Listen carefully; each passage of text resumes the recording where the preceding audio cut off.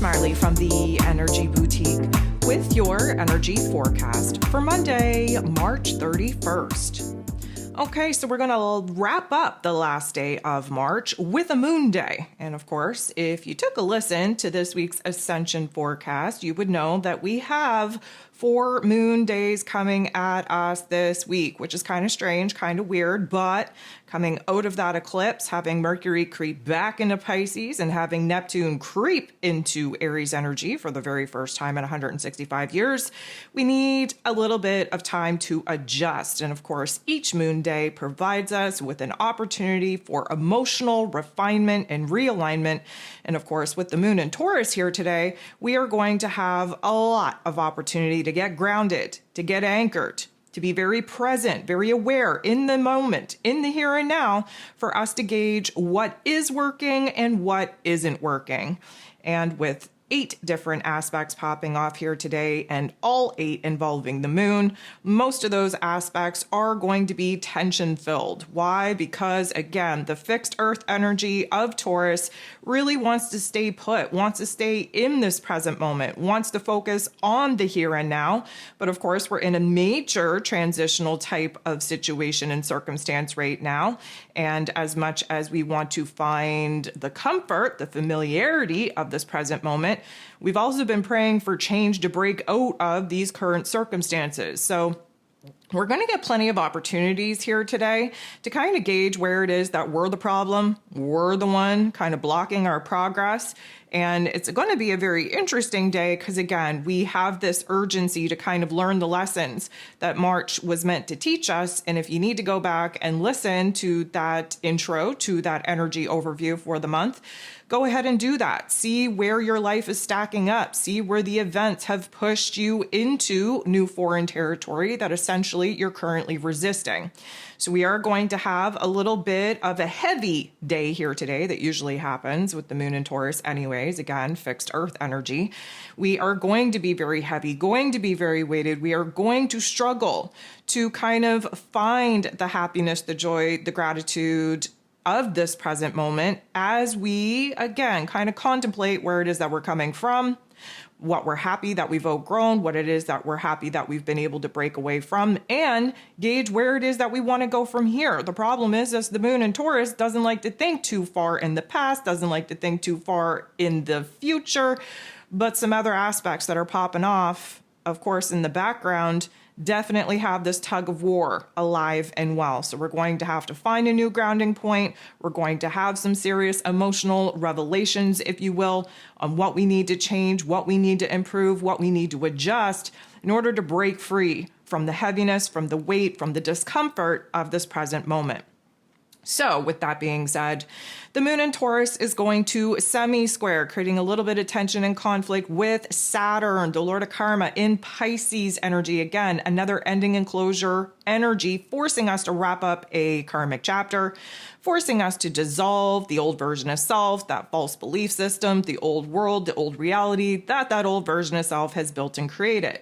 Now, Saturn usually brings a little bit of a harsh reality check when he's being aspected in not the greatest way. And because of that, again, we're going to kind of lose ourselves in the negative Nancy narrative, in the Debbie Downer type of situation and circumstance, because we got to get our shit together. We got to get organized. We got to figure out what it is that we need to break away from. We have to figure out how to do that in order to really double down on what we want to build, what we want to create, especially for our future selves. The moon in Taurus is then going to make a beautiful interaction with the sun in Aries energy. Anytime that the sun and the moon are coming together, there's going to be an aha moment. There's going to be an epiphany. There's going to be an illumination of what we want, what we need, what we desire, and what we don't, and what we need to do to actually get it. What we need to do to remove, to detach, to close the door, provide those endings and closures, and what we need to do to start building towards this new path, this new direction, this new goal, vision, and dream. The sun in Aries energy is infusing us with a new life force energy. It wants us to initiate something new. It wants us to boss up, have the boldness, the bravery, the courage to do the hard things. Now, we are going to kind of feel a little bit of resistance in that because, again, the moon in Taurus really wants to just double down on this present moment. But we're also feeling the discomfort of this present moment. We know that we have to grow. We know that we have to move on.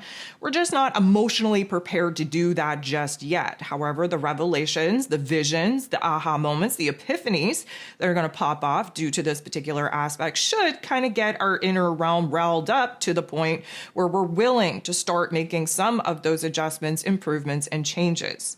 The moon in Taurus is then going to make a beautiful interaction with Mars. Mars being the god of war, ruling over our physical energy, our drive, our passion, our desire, even our anger. Of course, Mars in Cancer energy. We're going nowhere's fast. We do have a little bit of restlessness, a little bit of ants in our pants, if you will, because we want to take action. We want to make moves. But again, with Mars in this Cancer energy, this is about building, cultivating our inner realm, stabilizing our emotions, getting very clear on who and what is worthy enough to fight, defend, protect, and actually fight for. And again, this is us trying to get in touch with our emotions and our intuition on what it is that we want to build and create from here. So this is going to be a beautiful energy for us to kind of feel motivated, to feel hell-bent, damn well and determined, to position ourselves towards a new path, towards a new direction. And again, we're building ourselves up in our inner realm to try and get to the point where, again, when we're gifted with that green light go ahead, that we will be able to take action and make moves, that we will get out of our own damn way, and we will execute upon the plan in which we are currently building. The moon in Taurus is then going to semi-square first the North Node in Pisces. Second, Venus, retrograde in Pisces. Third, Mercury, retrograde in Pisces. And fourth, Neptune, now fresh in Aries energy.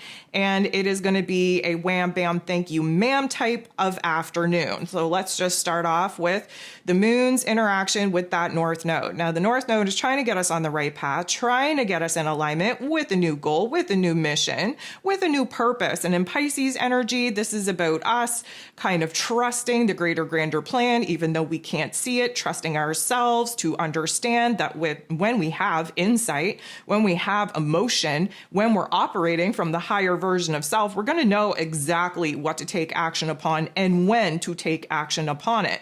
But this semi-square is highlighting tension and conflict, mostly because the North Node wants us to be thinking about the future. The moon in Taurus doesn't care for that as much. We want to double down on this present moment. And so emotionally speaking, we're being a little bit stubborn here because there are thoughts, there are ideas, there are visions that we should be exploring as far as the wants, needs, and desires of our future realm goes. However, the stubbornness that comes in with the fixed energy of Taurus has us grounded, has us rooted in this present moment, wanting to ignore those hints, those clues. And of course, that doesn't feel good. The moon semi-squaring then with Venus. Venus rules over this Taurus energy, so this is going to be a little bit more intense than it would be with another planet placement. We have Venus, retrograde, of course, still kind of going through her beat up and breakdown series so that she can boss up in her self-worth, in her let's call it self-esteem, self-confidence. We are trying to build this new version of self. We are recognizing the pivot that has taken place in our heart space where our happiness, our joy, our worth is concerned. We are recognizing who and what we once wanted, we once resonated with, we once really passionately desired, that guess what? We've grown out of now. This new version of self is resonating at a new vibration and frequency, and therefore we have new wants, needs, and desires. But of course, in Pisces energy, this is about the surrendering, this is about the releasing, this is about the purging, the grief process that we have to essentially experience to kind of emotionally, mentally let go of, detach from the things that we know eventually in our physical realm we're going to have to say goodbye to. So this, of course, isn't going to feel good. It is a heart activation. Take a listen to this week's Ascension forecast to kind of map out where those particular heart activations are going to be taking place throughout the course of the week and how to manage that particular energy. But we aren't very sure of ourselves. There's a lot of confusion, a lot of delusion still coming in from that Piscean energy. The moon, again, in Taurus energy, energy. Normally, we like Pisces and Taurus energy when they work well together, but of course, a semi-square is a tension and a conflict point to kind of show us where it is that we're having a struggle in releasing, in letting go, in even acknowledging what it is that we have to detach from in order to have a clean space, a clean slate, if you will, to build a realm and reality that not only looks good, but that feels good and also is a vibratory match for this new version of self. The moon in Taurus then semi-squares Mercury. Mercury being ruler of the mental plane, ruler of information, communication, how it is that we express ourselves. And of course, he is still retrograde, so there's still a lot of reflection, a lot of revision, a lot of reassessing, reanalyzing. And in Pisces energy, we are blending our intellect with our intuition. We are gaining some more, I'm going to say, profound understanding and insight. Now, we're probably not going to be able to put it into words, but we're piecing it together. Again, we aren't going to be articulating, communicating as well as we would like. It's very hard for us to share, to express our thoughts, our ideas at this particular point in time because the Pisces energy kind of has us all over the place. It's very fluid, very all over the place, very abstract in a lot of ways.